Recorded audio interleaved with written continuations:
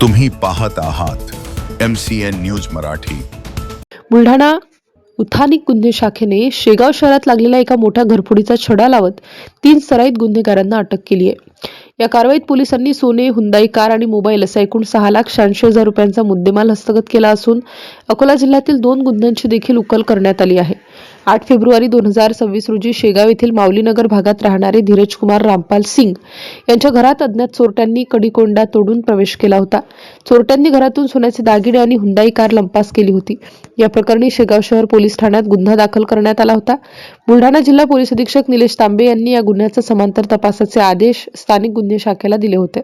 तांत्रिक विश्लेषण आणि गुप्त बातमीदारामार्फत मिळालेल्या माहितीनुसार स्थानिक गुन्हे शाखेच्या पथकाने जालना जिल्ह्यातील परतूर आणि मंठा परिसरातून 3 आरोपींना ताब्यात घेतलं। त्यामध्ये राजेंद्र बाबासाहेब राऊत वय 25 वर्ष, राजेश शंकर शर्मा वय 30 वर्ष, श्रीराम सोमनाथ गोनवणे यांचा समावेश असून पोलिसांनी त्यांच्याकडून मुद्देमाल व इतर साहित्य जप्त केलं। ही कारवाई पोलीस अधीक्षक निलेश तांबे, अप्पर पोलीस अधीक्षक श्रेणिक लोढा, अमोल गायकवाड यांच्या मार्गदर्शनाखाली स्थानिक गुन्हे शाखेचे पोलीस निरीक्षक Sunil Ambulkar, PSI Yashoda Kanse, Avinash Jaybhaye, police head constable Ganesh Patil व त्यांच्या पथकाने केली आहे।